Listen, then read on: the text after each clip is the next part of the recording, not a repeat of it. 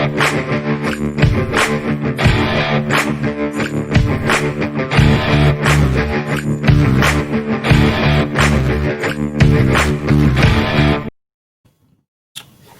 hello, hello. What's up, people? You know what time it is? It is Sunday again. Sunday. The show is Planet Solo, and the two hosts is Danny Graham and Chris Knight. How you doing, Bubba? I am doing well. Yourself? I can't complain. I shall not complain. There's no need to complain. Oh, not going to help anything, is it? That's what I've always been told. Yeah. So, last week we went over the great Danny Gatton, a guitarist that I was not familiar with, but I was very pleased to listen to his playing and learn more about him. And he is now down in our archives, and he is one, like I said last week, I will be following. This week is my choice, and this is one of the people that I watched as a little boy, mainly on a show. Some of you probably won't remember. It's called Hee Haw. That's where I first was introduced to Roy Clark, who's going to be this week's guitarist we're reviewing. And I'm sorry. I was going to say, wasn't that like every Wednesday? Saturday. I can't remember. So is it Saturday? It was Saturday where I was at. Saturday's around about 6 or 7, somewhere in that time frame. It'd be him and Buck Owens and Grandpa Jones and all that. Yeah. Grandpa Jones. Yeah. Very old show. Miss that show. Very old show. I grew up on it, like I said, that was late 70s, early 80s is where I was first introduced to him. But as I grew up and then started listening to music more, and I've always liked guitar, took guitar lessons briefly, but just couldn't grasp it. But I've always loved, it's my favorite instrument. And I love to see guitarists, and I was always drawn to him. Well, I was mainly drawn to him because he could play any string instrument. I've seen him play the violin. I've seen him play the guitar, the acoustic band, the electric, the banjo. Bass. So he was a master of string instruments. So I'm a big fan of Roy Clark. I went back and started watching some of his stuff, and he did. There was a clip where he playing a Johnny Cash song. I can't think of the name of the song, but Folsom Prison Blues. Mm-hmm. And man, he's doing some tricks on there. Man, he does it with. There's a part where he plays it with a beer bottle. There's a part where he actually sounds like a machine gun as he's singing the song. He incorporates certain parts of the lyrics of the song into his guitar playing, and it is awesome. He makes the guitar sound just like a machine gun when he gets to a certain part. And then what he's known to, what I know him for, he's more of a comedian with the guitar. Very skilled, but he has a lot of facial expressions. He gets into it. He makes you want to see what he's going to do next. So Roy Clark, like I said, I think he's underrated. I think he's underrated in the guitar community, like greatest, but in country, he was a legend. Oh yeah. So I don't know where. I'd have to look it up where he's placed in like greatest guitars, but typically when you look up the guitar stuff, it's like rock guitarist or blues guitarist. He didn't fit one particular mold. He could play blues. He could play country. I'm sure he could play rock. Listen, if you can play blues and country, you can play rock. It just wasn't his format. Yep. And you're absolutely right. People know him more as a comedian, but that guitar was always with him. When he come out, the beginning of Hee Haw, he always had the banjo or the guitar. At the end, he always had the banjo or the guitar. They always had a musical number that he was typically a part of, even if he wasn't the main guy. He would play with the band. In 1970, he won a CMA award for Comedian of the Year. He's won Entertainer of the Year for this AACM in 72, 73.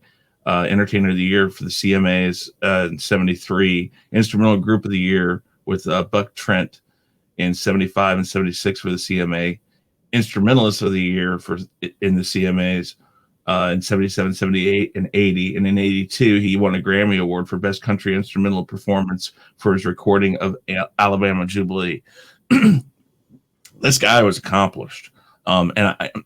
And I know you're absolutely right. Everybody knows him from Hee Haw. The those people who know Hee Haw. They're like, everybody knows him from Hee Haw. But Hee Haw was a variety show, so he never wanted to be front and center, the only guy people thought of. So you remember Minnie Pearl, you remember, all the great people that came on, and that was just the type of guy he was. He was very warm-hearted, a great guy. I saw the guy play at the Grand Ole Opry once, but when he got on stage and it was him, he shined. And I think that's the thing. People didn't get to see enough of him doing this. The performance you've picked here is a great example of when he was brought onto another show that wasn't his, and it was him. He'd just blow your socks off. Yeah, absolutely. Like I said, on my list, he's in my top 10. I know you don't like top 10s, but I can't. When I think of, he is definitely in my top 10. I wish I would have seen him in person, but YouTube is a wonderful thing. It can take you back and let you see just about any artist that you ever wanted to see, if it's ever had a recording. So I've gone back and seen several of his different recordings, and we're going to see one instrumental he does today. It's going to show you just how fast and how skilled he is. I mean, we said, I think if I remember correctly, they said Danny Gatt was like the fastest guitarist they've ever seen. I saw in the interview. Yeah. I don't know if they ever seen this performance, because there are parts of his performance where he is very fast, skilled. He doesn't miss a beat. It's on tune. I mean, it's awesome. I think the name of the song is Good Old Boy, if I'm not mistaken. I've never heard the song other than on this clip, but I'm going to see this. I was going to say, in '62, he released his first solo album, which was called The Lightning Fingers of Roy Clark.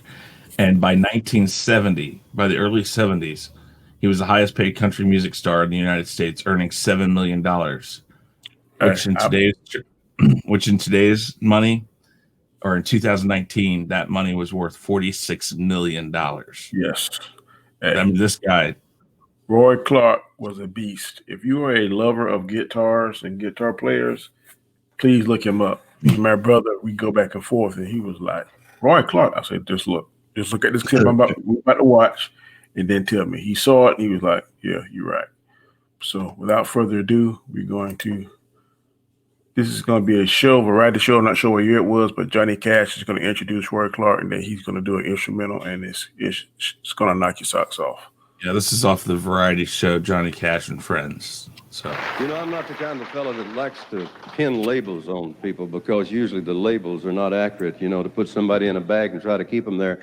But this fella's had some labels put on him that really did fit, like Entertainer of the Year and Favorite Country Singer and all kinds of things like that.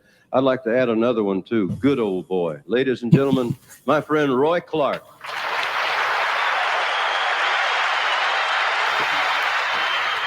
One thing about country artists, they love their sequins on their outfits. Rhinestone Cowboys.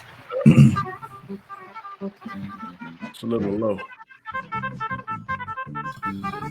Again, what's amazing about how he does this is he's doing it with a pick. Mm-hmm. Again, Eddie Van Halen could play this fast, but he was using a third finger and tapping, and that makes it easier because you're using all your fingers. So it's, but he's doing it just with a pick, which is crazy. Yep. And look at his facial expressions. He's making it seem like it's hard, and he's got to concentrate with it. That's just for show.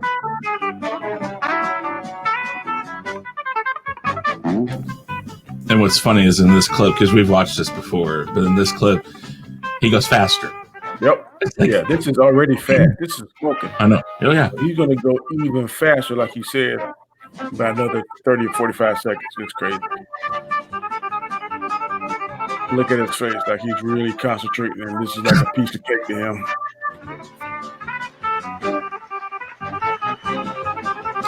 And what's funny is again, this is not the type of guitar you see most people today use to be fast. Yeah. There are certain guitars that are better for you to play faster.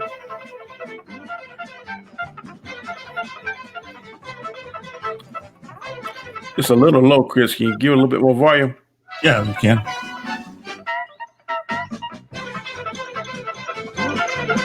Yeah, that's good right there. Like we said, this is fast, but he's gonna go even faster. There you go. Well, this break.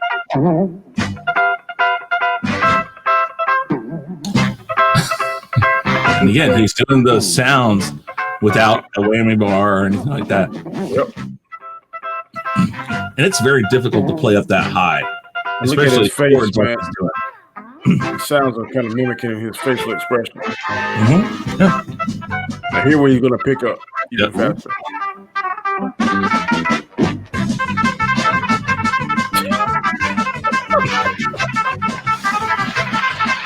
Oh my God, I love this. I mean, that is crazy.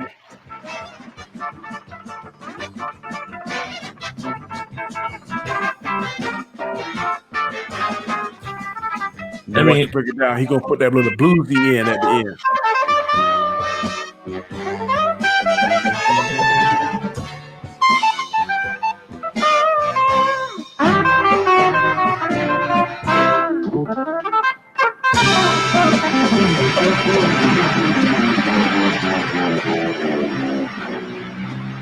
and see when at the end he uses this tuning knob to turn it down. It's, I mean, That cat is a beast. He is the king of versatility to me, man. Like I said, top 10 guitarist, one of my favorite. I love everything he did. absolutely no. I just, I don't know. Again, I go back to these conversations a lot about who's next, who's the next guy, who's the next person. I don't care if woman, man, whatever, doesn't matter. We don't have this right now. We don't have a lot of these people. I mean, I like Jack White, which you may or may not know. Not familiar with him. He's kind of interesting. I mean, he's listed as one of the best guitarists currently, and I'm like, I think he's good. I don't know if he's that good, but it's just like with bands. I'm like, who's the next to go into the Rock and Roll Hall of Fame? Who's the next to go into the Country Hall of Fame? And not because they're popular, but because they deserve to be there. Mm-hmm. We don't get this stuff anymore. We don't get the Danny Gantons. We don't get the Stevie Ray Vaughns. When Eric Clapton goes, which we know he's human, he's going to. When Eddie Van Halen goes, who's next up? I mean, it's like today's music is just so watered down that it doesn't have these people out there who really are like, I don't know. Roy Clark had fun with this. He did. It wasn't just because Very entertaining. Very entertaining. he didn't do it because he wanted to show off. He did it because he had fun. And it was always, I mean, like you said, look at his facial expressions. He's acting the whole time because it's funny. I mean, like, I think of Steve Martin on banjo. This is probably the exact same type of thing with That's good the guitar. And he would do it on banjo too. But yeah. Good comparison. But yeah, I mean, Roy Clark died, what, 2 years ago, wasn't it? Something like that? Yeah, I think he died a couple years ago. November 15th, 2018. So just over 2 years ago. Yeah. And but I mean, he lived to be 85, I think it was. So He was in his 80s, so yeah. Was missed. He's I think he's performing up to maybe a few years ago because I've seen clips of him. Yeah. So Well, Waylon Jennings was on tour when he died.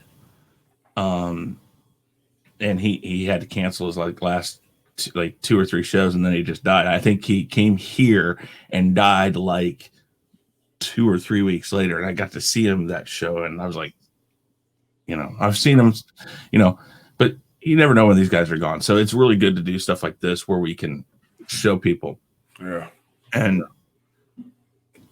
again, I think we've said this before. What we show you on here is just a taste. Go and research these people. Watch their old stuff. Most definitely.